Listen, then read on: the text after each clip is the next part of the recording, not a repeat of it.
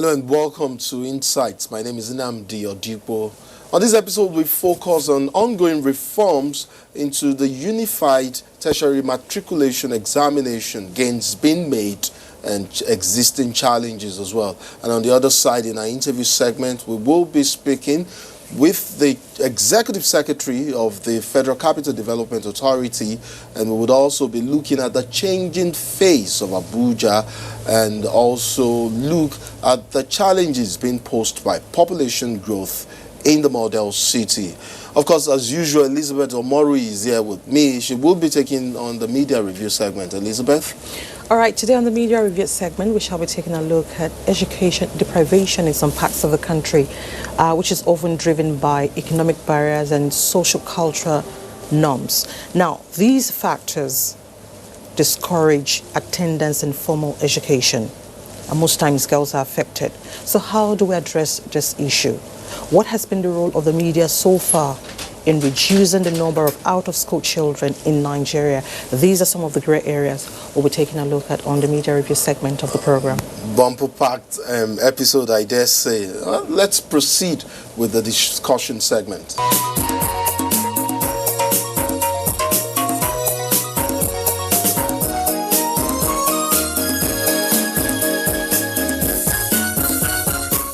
We begin the discourse with the impact on ongoing reforms in the Unified Tertiary Matriculation Examination. Emmanuel Yahweh is a member of the editorial board of the People's Daily newspaper. He's also an inspector for UTME. Welcome to Insight. Yeah. Take us through the changing phase of entrance examinations into tertiary institutions in the country. There was JAMB, okay, which of course was the board. Then there was UME, and now we have the UTME.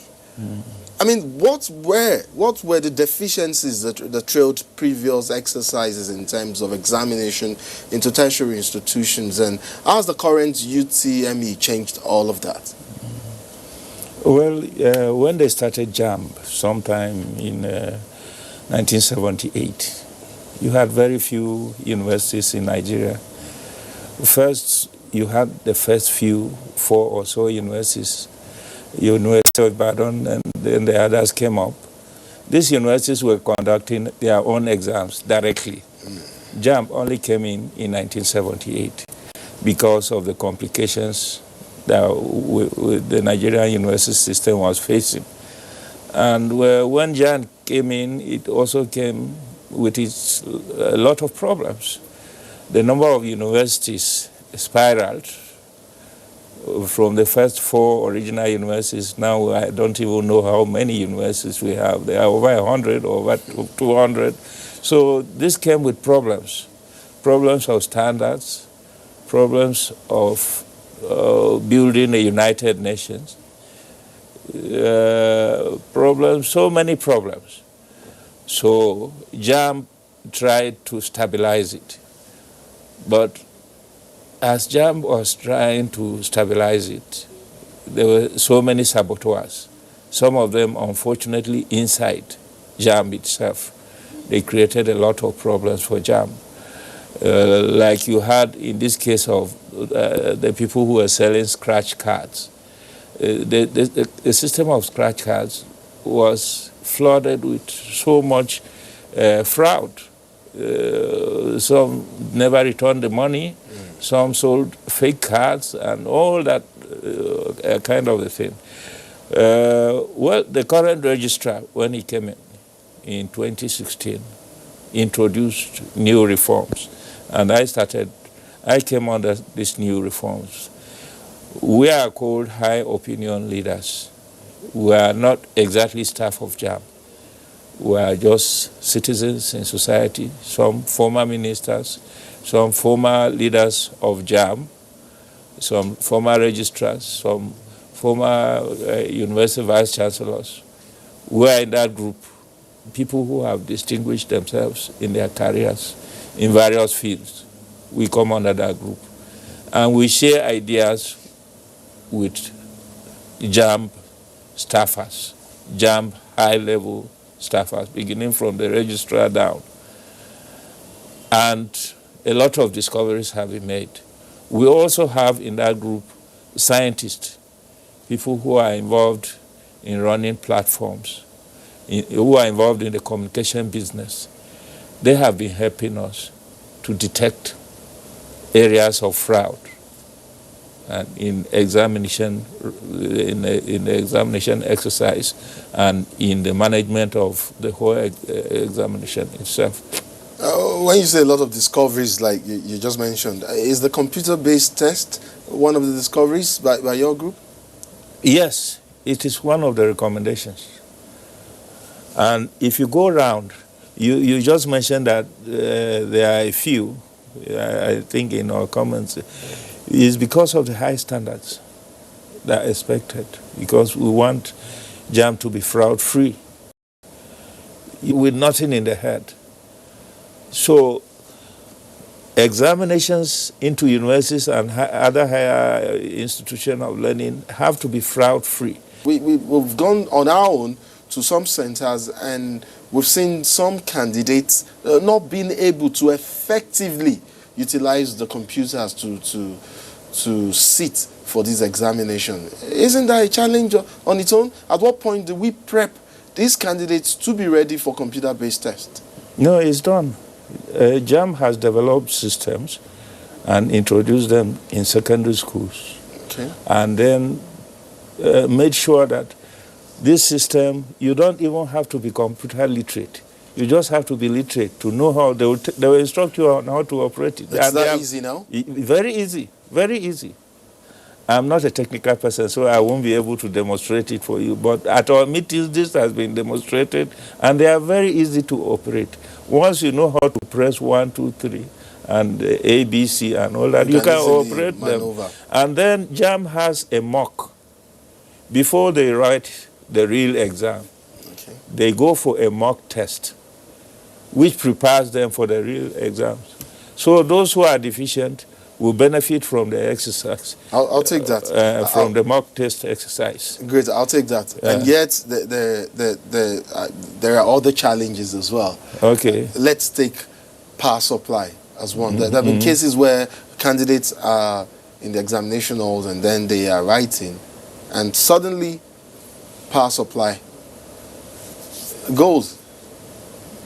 I mean, epileptic power supply is a national challenge as it is right now for Nigeria. And then it becomes even more difficult for these candidates seeking admission into tertiary institutions. How can we address that challenge, epileptic power supply or power supply now for examination centers? What would be your recommendation from your point of view now? I agree with you completely. Well, the part of Abuja where I stay, for the past 2 days, we have not had power. So I agree with you that power is a major problem. Is a major hindrance to national development. It affects JAMB operations too. What JAMB has done, you have computer-based test centers. These computer-based test centers are all supposed to have generators. Okay. And they are not the I pass my neighbor kind of generators. They are very strong generators. So immediately NEPA takes their power. That one comes on automatically. And there are areas where they are taking these exams where even there is no NEPA in the rural areas. Exactly. So JAMB insists that if your computer, because the computer-based test centers are privately run, they are not property of JAMB. JAMB goes into partnership with private people to run these centers. So before you qualify to be approved as an examination center, one of the conditions is that you must have a very reliable generator. So that is being taken care of. Talking about qualification now to be an examination center, please take us through the requirements for if I have a computer center, for instance, now, I mean, if it's something you know, I mean, please just take us straight. If it's something you know. It's not something. It's not an area you're familiar with. Great, we'll take that up. I'm not. We'll take that up with the board. With the board. Subsequent. There are technical requirements. Okay, great. Which require more detailed knowledge than what I have. And in fact, the stage where I come in is when they have finished all this and they are about writing the exams. That's when we go in to supervise, to make sure that everything is smooth. But before then, we come up with ideas, and everybody comes up with ideas in relation to his field. Bankers are also there to try to minimize the fraud that goes on with selling of JAMB documents. And you remember a girl who complained that the money she sold the scratch cards was eaten by a snake. So many funny stories were coming out of JAMB. Bankers are also there. So everybody comes with his knowledge. Former ministers of education, they are all there.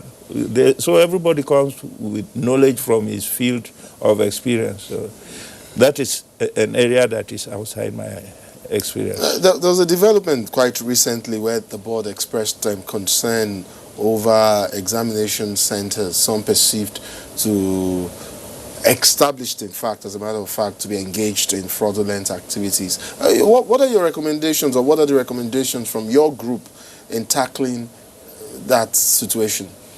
The problem with Nigeria is that when you bring out a system, you want to solve a problem. So some people will study that system very well. Look for ways to circumvent. That is it. As JAMB is trying, sometimes parents almost want to go and enter the exam hall. We have succeeded in stopping that. They don't have to go there. These are people going to university. Why should a parent want to go and enter the exam hall? They have to stop very far away. We make sure that they stop very far away. And then this pin, the use of this pin instead of the scratch cards,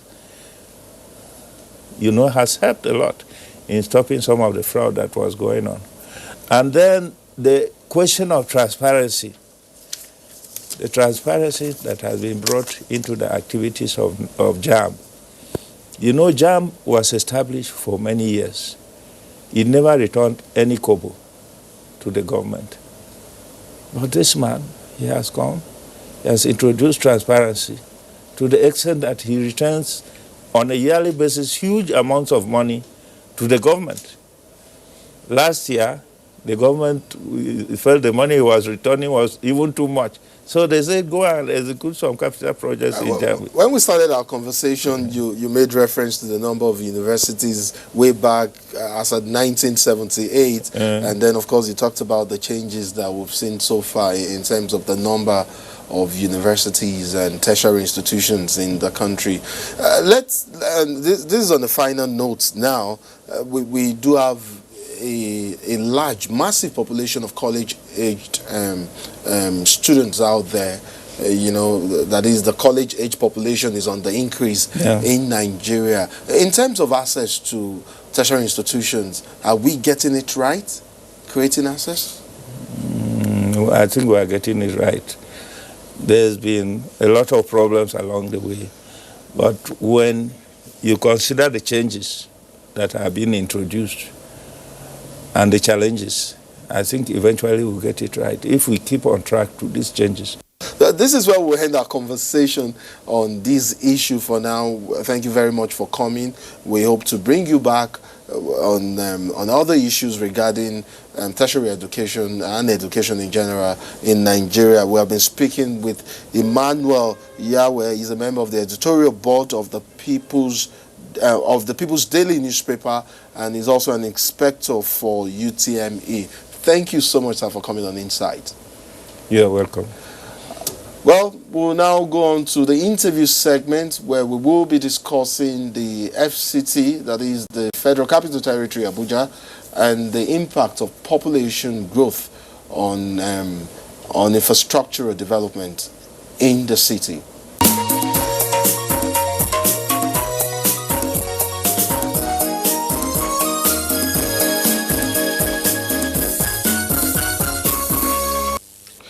Moving ahead now, we'll take a look at development issues in Nigeria's capital city, Abuja, and how the model city contends with infrastructural challenges in the face of population growth. I have joining me in the studio the Executive Secretary and Federal Capital Development Authority, Engineer Umar Gambo Jibril. Welcome to Insight. Thank you very much. You're welcome. So very quickly and as concise as possible, please help us put this into perspective. There is the Federal Capital Territory Administration, and there's also your agency, which is the Federal Capital Development Authority. Where exactly, or what exactly are their roles, and what are their mandates? And because I do know that a lot of people, not just in Abuja now, but across the country, take them as one and same entity. Well, thank you very much. I think let me start on the very simple one, even though that I hope it will not compound my issues. When you say Federal Capital Development Authority, you are talking of FCDA. And then you say Federal Capital Territory Administration. So that is FCTA. FCTA. Now, FCDA is a development agency of the federal government established by the Act of FCT of 1976 to essentially develop the infrastructure of the federal capital city and the territory at large in terms of the regional development. So basically, we are an establishment that is supposed to have given life, to give life, so to say, to the Federal Capital Territory in terms of bringing out the master plan in the city and then for regional developments, provide the planning, the design and development of infrastructure, the entire gamut of infrastructure, roads, water supply, electricity, telecommunications, and all the other sewerage, and name them. All of this is supposed to be done by the Federal Capital Development Authority. And then the interface with all agencies of government in the territory in terms of developing their buildings and other facilities. They are supposed to be oversighted by the Federal Capital Development Authority. Example is, if Ministry of Information is building maybe a complex for the ministry in Abuja. Overall, even given every organ that is supposed to be within the built environment to produce that, the FCDA is supposed to be the overall supervisor. Like the one that is being done at the National Library is under the Federal Ministry of Education. But FCDA is the supervisor. We have to be the one especially for federal projects, if I get you right. Federal projects. All federal government projects in the Federal Capital Territory. We are supposed to be. So Federal Secretariat, all these are supposed to be under our purview. We are interfacing with the FIRS to do their own complexes. There are quite a number of these. The Correctional Services Agency, the former Nigerian Prison Service, we are looking at what they are doing right now in their new development in the Karshi area. And of course, coming back home, the Nigerian Television Authority complex, which has been on just behind us here, it has been with the supervision of the FCDA. How is that different from the FCTA? Along the line, the necessity for administrative oversight came up when the then administration of Shehu Shagari, they created the Federal Capital Territory Administration.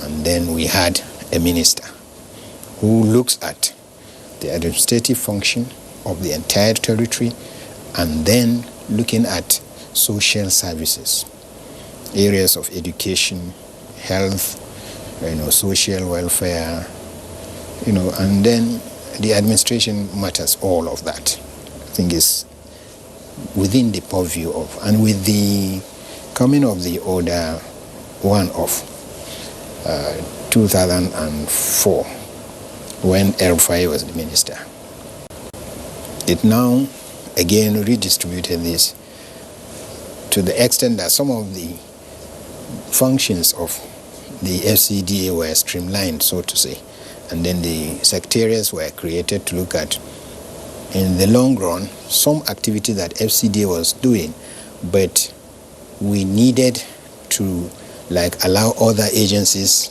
because of the evolution of the FCT, to come on to operate and maintain them, such as transportation. That is what led to some ceding of some of the functions that had to do with operation and maintenance, to the level that at that time the core mandate of FCDA was streamlined, and then we were left with planning, design, and developing. So when we develop, we now hand over to agencies such as, like I said, the transport, for them to operate the transportation system in the city and maintain them. In the area of water supply, the water board came on board, and then the AEPB came on board because of issues of solid waste management and maintenance in the city. So we develop, and when we complete, hand it over to these agencies for them to operate them and maintain, so that at least the city will be better for it because of the expanse of the entire city requirements. Is development control under your purview as well? Development control ought to be under FCDA, quite okay, to be frank, because we cannot be having the development with us. Because after all, you're in charge of land use. Yes, but maybe if I give a direct answer, no. They are not, but we have a lot of synergy in making sure that whatever it is that they do, because of course they do it under the legal power of the FCDA. That's why you see anywhere you go, if you see demolition notice and you don't see FCDA there, then it's like a giveaway to whoever is in contention with the administration or the authority. So, but it is under the Metropolitan Management Agency, which is, like I said, some of those creations that were meant to, smoothen the operations and, maintenance of whatever the FCDA has developed.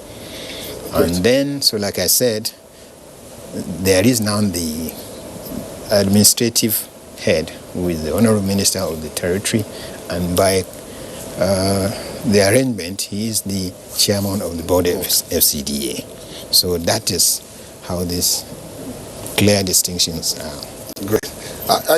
There's something quite obvious, especially recently when you drive around the city center, especially within the city center, you see lots of, I wouldn't say new projects now, but development authority seem to be reactivating a certain project. Roads that were either blocked are now being opened, access way now being opened, and all of that. Are these projects merely to give a facelift to the city, or the manifestation of the master plan for Abuja? Just like I did mention earlier, the role of FCDA is to plan, design, and develop this facility. So which means the master plan arrangement is what we are implementing primarily. And when the administration came on board, this from 2015 up to now, the focus has been that we try to, finish up the ongoing projects. And in the past there are so many of them that have been lying, at various levels of accomplishment. So even when the administration came back in 2019, the focus just keep going on to make sure that we emphasize on finishing these very, very, very important projects that have commenced, that would have made life simpler for the citizens of the territory, such as the expressway that we have in the city, and then some of the water projects that we have that are still not able to meet the requirements of the city. So in other words, in particular again, the road that you recently saw us talking about, which is the one that is just by our side here, the one we call S8 and 9, S meaning the southern part of the northern parkway, the parkway arrangement, and then the N is the northern part of that parkway. The parkway arrangement is like going within the spine of any city, and that is the one that we just effected, not a total completion, but at least we are now giving it the final definition of its character, such that when you start from like Mabushi, if you say, from Mabushi interchange coming towards the central area, you now have to move in that directional movement that we have launched last week Friday, which is that you keep the National Mosque, the Communication Center, FCDA, NTA, let me not jump, NTA headquarters, FCDA, you keep it on the left and go in that concentric movement, going this way up to Muhammad Buhari Way. And then you can also enter it from the Muhammad Buhari Way, go on the northern side and move on back again between the Kano Liaison Office and the Communication Center down to the National Mosque and then up to Eradua Center. That's the real master plan arrangement for movement in these directions. There are interfaces with other adjoining streets as you come on or as you move around. All these ones are trying to comply with the rotational movement as it is enshrined in the master plan. And I think you can see from what has happened from then that there is some sanity. People are now moving in the manner that it simplifies. You can move from the life camp area. Let me use that as an example, maybe because that is where the seat of the Honorable Minister is. If you come from the life camp, you don't need more than 7 to 10 minutes to get to this area, which in the past, totally. You can bet it is not likely that you are able to get that. I agree. Yes. We are doing everything to make sure that this movement is simplified. There are ample signs that have been put in place. By the time we are done, like I said, with some of the little outstanding issues in terms of finishing the wiring courses, putting on the street lights that should power these places, and some of the additional signs that will require at some of these intersections that cause some bit of confusion. Exactly. I think it will get to a point where nobody will tell you, no, don't go this direction. You just know exactly how you can move and where you cannot. Of course, that is going to take some time, especially for motorists to understand. In the first instance, we're allowing for at least the next 1 month. Right, but I see officers of the VIO officers impounding vehicles. One would expect or imagine that there would be a period, a leeway, for motorists to get used to these changes. Let's not confuse it with the general issues. No, I'm actually talking about within this one-way movement. Yes, that's actually what I'm talking about. Yeah. I think what we agreed is for the next 1 month, people will be guided. Because, like you can see, without the officers on the critical junctions, I think it becomes more difficult. People are just not ready. These signs are there.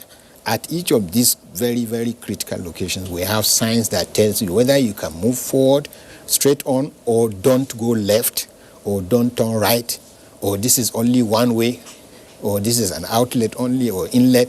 All these signs basically are there. I know there are missing ones, like I said, and we're making efforts to put them on place. The ones on the driveway, because we have not done with the final wiring course, we will do that immediately. The lanes are marked so that you know that as you are going, you are only to be going on one particular direction. But even at that, you can bet that, some citizens are always, I don't want to say they feel as if they don't see what. If you have a driver license tested, I don't expect some of what we see happen in this country. Because if you go for a test, there are things, you must have the entire road traffic booklet as your guide. Spelling out the rules Absolutely. and regulations. But in Nigeria, you see a lot of our citizens, unfortunately, they see the sign that says don't turn left. It's as if that thing says go left. I agree totally that we need to do a lot more. We need this buffer, if I use that word, so that people will have to begin to change their psyche and make sure that they respect these signs, even without any officer standing on the way for them to be guided. Let me take you further, and in fact, I ask you this. The master plan, you've made reference to it time and time again. Correct, it's correct, critical and correct. central to what you do in the FCDA in terms of development in the FCT. For many years, in fact, there was this powerful myth about the Abuja master plan. You know, it seemed, it wasn't just, it was regarded more or less as a law, not even an instrument of law. I can agree that it's a document for development. Okay, what legal instrument helps you to drive the implementation of the Abuja Master Plan? Well, the law establishing Abuja is very clear. Okay, this master plan, the beauty of it is, you said it correctly, it's not a law as such, but it is something that also is not supposed to be static. It's dynamic. So we ought to be looking at it vis-a-vis what goes on, you know, with our own development sequence. So ideally, the master plan is something that is to be reviewed periodically, and it is being reviewed accordingly, even though there are times that, yes, the timeline would surpass what you're meant to review within a given period, okay? Like it's supposed to have been 5 years, okay. But of course, I know 5 years sometimes goes, right now we are looking at the review process within this year, maximally, because we've been talking about it way back since 2018 and 19. So we look at it and ensure that whatever is enshrined there that is not in conformity with the evolving trend, it's taken into fact. The issue of population explosion is one very fundamental thing, and I think that alone has to be looked at vis-a-vis where we are in terms of the implementation of the code. So those are, and then some of the technologies that are evolving, which were never envisaged in the past, you have to bring them into focus in making sure that the master plan is to be for the benefit of people. It's not for anything else. And that is what we are really working on very, very hard. Well, it's interesting that you brought up the issue of population growth in Abuja, and it's a major problem. I do have an idea that upon inception, the city was planned for a population of just a little over 3 million. 3.1 precisely. Exactly, right. Exactly. But that's not what we have on ground very right well, now. Very well. And it's these has translated to decline of. I mean, it's what we have described as infrastructural challenges now, as we contend with population growth. It's seen. This has also seen the city divided into two segments, if I dare say. An area where we have a planned city, and another area where we have amorphous development and unplanned settlement that have become squatter settlement. How are you contending with that challenge? Well, again, that is what I said. It's a very tough one. It's a matter of trying to prioritize and see where you can up your game, because in the first instance the fund is not available for you to do all of this. Even if the arrangement is for us to like finish phase 1.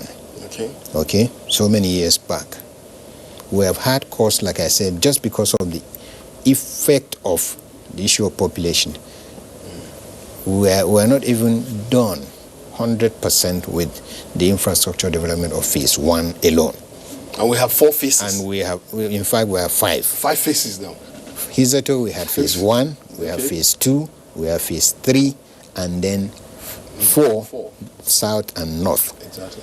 Now, the in-between of the phases 4 north and south, which used to be like the belly of the city, which is around the Lugbe to airport axis, that has not been in the master plan arrangement. Now it has been turned into the phase 5. All right? So we really literally have 5 phases of the city. I'm saying out of these 5 phases, we're only able to, maybe in the totality, develop our infrastructure to level of just 40%. That's why I'm saying the phase 1 is not even fully, yes, of course, almost 90%, but it's not fully done with, because we still have some few areas that have not been able to get their either roads linked or one facility or the other not really provided as per the master plan arrangement. And we by now ought to have gone beyond phase even 3. But again, you can be sure that, like I said, the entire place has become so complex that you have to find a way to at least attempt to assuage the arrangement so that there is continuity. Okay. That's why the issue of finishing ongoing critical infrastructure is very important. And I think that's where you really have to give credit to the current administration. If you come from the AYA in the past, you cannot literally move into the city as you want.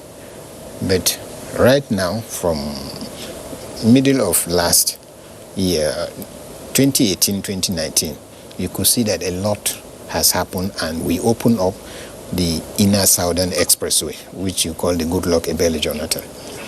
That has removed that barrier. In the same manner, the Airport Expressway, in the past it was, when the administration came, it was like you keep moving and meandering between obstructions to one completed zone or the other. That has been removed, and we now have a very, very smooth movement, except again for this the way we do our things. You see people moving in every direction as if there is no sense of patriotism in us. I would join many out there who agree that yes, indeed, a lot has been done in terms of road construction and opening up accessways within the city center.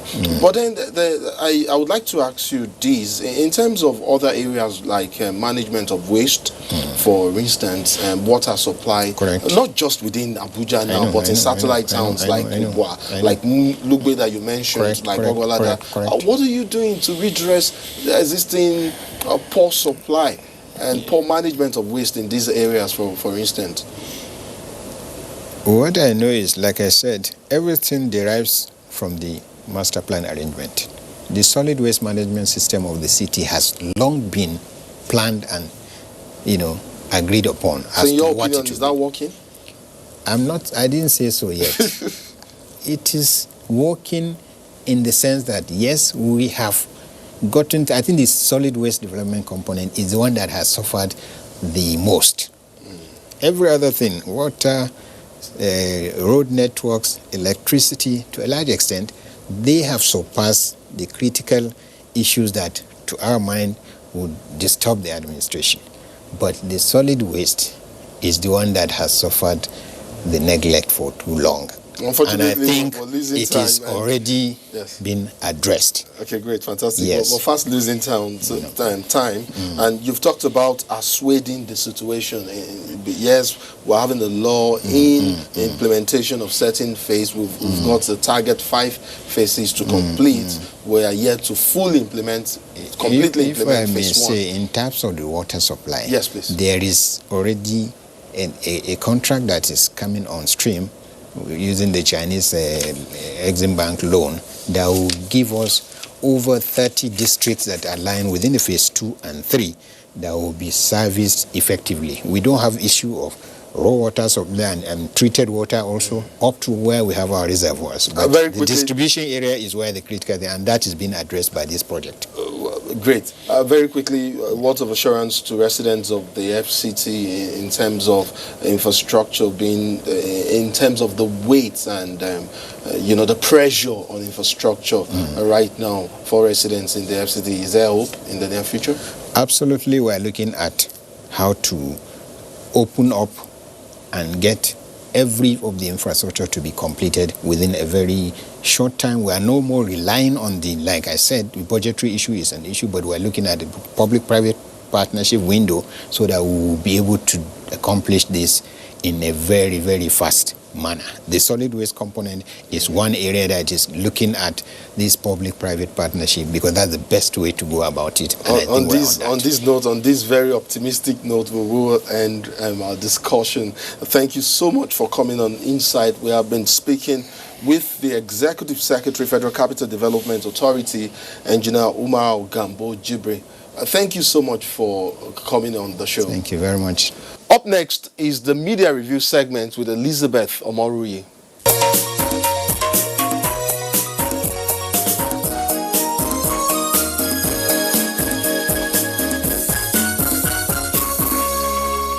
Nigeria's education system encompasses 3 sectors: basic, secondary, and tertiary. Well, education is said to be the bedrock of any society. But what are the implications when a section of the society does not have access to education? My guest, Chinedu Asodo, staff writer of the cable online newspapers, will provide answers. It's nice to have you in our studio. Thanks for having me. All right, generally, let's talk about education in Nigeria. How would you assess this sector? Once again, thanks for having me on your program. I would say to assess the education sector in Nigeria over the past few years, I would say we've been making some progress, but we're still far from getting where you're supposed to be. We're making some progress in the sense of there's been some initiatives that are targeted to getting children back to school, looking at how some children have been displaced from their schools over the years, insurgency and economic barriers, especially in the northern part of the country. So, but despite that challenge, you've seen some initiatives, government partnering with some development organizations like UNICEF and some other development partners to ensure that these children get back to school. That's for the basic education. Same with the secondary education, we've seen JAM introducing some measures, apart from yielding revenue, getting more funds for them. They're also ensuring to see that there is transparency in the sector. And also for tertiary institutions, and other higher levels. We've seen lots of progress in that regard, ensuring that the system is cleaned up. So we're not just talking about progress in terms of getting children back to school, we're also talking about the quality of education now, ensuring that the process of teaching, the quality of education being taught these people are also in order. And we've seen the increase in enrollments, looking at the government's efforts in the area of the school feeding programs and some other incentives provided for teachers, especially in the northern parts of the country and in rural communities. So some of these incentives, act as a moral booster for them to get to school. But like I said, we're still far from where you're supposed to be. Okay. Now, let's talk about factors hindering in some parts of the country. There's economic barrier, so cultural barriers. So how can we address these issues? Okay. Because I understand that we have about 10.2 million children out of school. This figure is quite huge. Yeah. So, when we talk about factors that usually are hindering children from getting to school, most often our attention goes to the federal government. We feel that they're failing in their parts. But I think it's high time we started looking at what the state governments are doing to ensure that the children in their states get to school. Okay. I think one of the major failings of the state governments is lack of political will. So you see a situation where some states, for instance, sometime in 2018, UBEC said that about 7 billion naira was not, assessed by about 24 states. So, and the counterpart funding is there. These states just need to provide a little percent of the money so that they'll be able to access these funds. But most of them are just, not even interested in that money. So, you ask yourself, what's the problem? Why are they not accessing the funds? And some of the states are not even aware that these funds exist. Are available. So the UBEC comes and, keep on hammering that you should come and access these funds. Just contribute that little. But you see them injecting funds in some frivolous projects like buying cars and all that. So first of all, you have to do it political way at the state level. A good number of the state governments are not even bothered about education. You go to most rural communities and you see the dilapidated infrastructure that the students are going to school, and be wondering, how can a child learn in this kind of environments? So when you look at political way, then you talk about, making sure that you implement the policies that are already existing. For instance, the BEC Act provides for free and compulsory education, but how many states is that being effected in? Understand? So most often we have policies, we have laws that we are sure to get children back to school, but in most cases nobody wants to implement them. And we see, just last week the House of Reps dedicated a full plenary session to just debate on out-of-school children. Yes. And it's just the same phrases and speeches that are rehearsed over time. Understand? So we have to look beyond words. We have to look beyond, just talking and start acting. We have to make sure that we implement the existing laws. Most of the states will tell you that they have free education policy going on in their states, but visit the rural communities and you see lots of children in the streets, and you're wondering, why are these children not in school? I was in Sokoto recently, and I was in the state secretariat, the Ministry of Education, some of the key ministries, that you see children, hawking things around those ministries during school hours. And then you see the Commission of Education, you say there is free education in your states, and see children, washing cars, roaming the streets, and you're wondering, what's the problem? And they will tell you, you cannot force the parents, but you have to show the way. That brings me to my next question. Yeah. Out of the 10.2 million out-of-school children, girls have the highest percentage. Why is this so? So most often, the parents see their girls as, instead of you to go to school, I would just want you to maybe go for primary education, maybe just for a few years, and then hand them over to prospective tutors. So you see most of these girls, they would like to go to school, but their parents are looking at the benefits of maybe handing them to early tutors. So you're looking at, okay, maybe this is going to help your family, give you some money, and they see now, how can my child go and waste in quotes, waste some years in school when there's a man willing to take her in. Understand? So it's bad, and then you see most often, the women are deprived in those societies. So you're not looking at the benefits of her going to school, how she's going to help the family in the long run, how she's going to be able to stand for herself in the society, and also be able to speak for her peers. You're seeing it as, okay, she's just a girl. What's she doing in school? Let her stay at home and help her siblings. If her brothers are going to school, what stops her from going to school as well? So most often you see the female gender being subdued, and there's that stigmatization that, what's she going to school? Let her stay at home and help in chores. When she's ripe for marriage, she'll take. And you see little girls being handed over in marriage when they're supposed to be in school. When they're supposed to be in school. So at what point would equality come to play? Now we talk about equality. Yeah. Girls going to school, boys going to school. When some are deprived, so where do we strike the balance? I think we should be able to just tell ourselves the truth, understand that there is no, if a boy is being sent to school, nothing deprives the sister, from going to school. So it's some of those factors that the societies have put in place and say, okay, a girl is not supposed to be in school, she's supposed to help and stay back at home. It's some of those factors that I've seen that, okay, the parents are now being guided. Yeah, if you're talking about poverty, it also affects the boy in the family. Understand? If maybe a parents have like 5 children, and you see 2 boys in the school, and then three of their siblings, female siblings, are at home. If you're talking about poverty, it also cuts across all the persons in the school. So why not just give birth to the ones you can be able to take care of? And if you're going to say, okay, fine, I want to have 5 children, ensure that at least there is some level of education. And the good thing is that there are some development partners that are even bringing in new initiatives to see that parents send their children to school. I was in Zamfara and I saw what UNICEF are doing there. Sometimes they provide some cash for parents to see that, okay, have this for your children. Maybe it's 10,000 naira for a term. Even educational materials. You understand? Yeah. So, but you see still some parents seeing that it's a waste of time. So some of them will just go to school. When they get that money, they will take their children out of school. You see some of the children, when it's like 11, 12, they are being sent out to go and hawk. Why is that? So most often you have to deal with, the society. You have to deal with some of the values they already use, some of their culture. So it's not just about the lack of willingness not being there. Some efforts have been made, but are the parents seeing the need for them to send their children to school? Okay. Now, just recently, 1.9 million Nigerian youths, undergraduates, sat for JAMB, which is the highest so far. Does that mean there's a boost in the sector?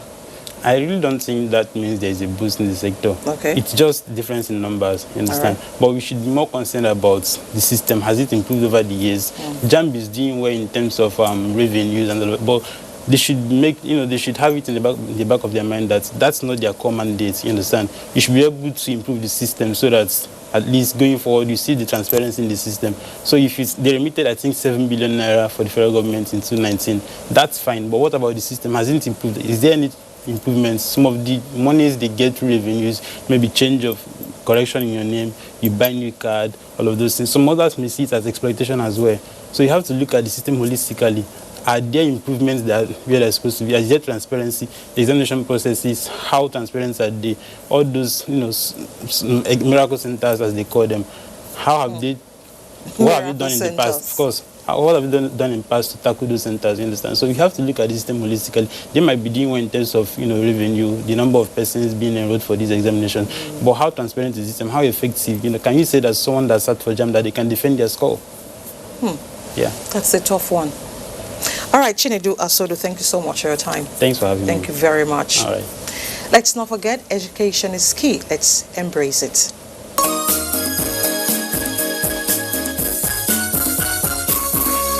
Well, that's it for this episode. It's been quite a delightful one for me. Elizabeth, how about you? We're very enlightening. Education drives development. Indeed. As such, everyone must have access to it. It's very important. Very true. Join us same time next week for more on Insight. I'm Nnamdi Odipo. And I'm Elizabeth Omori. We'll see you next week.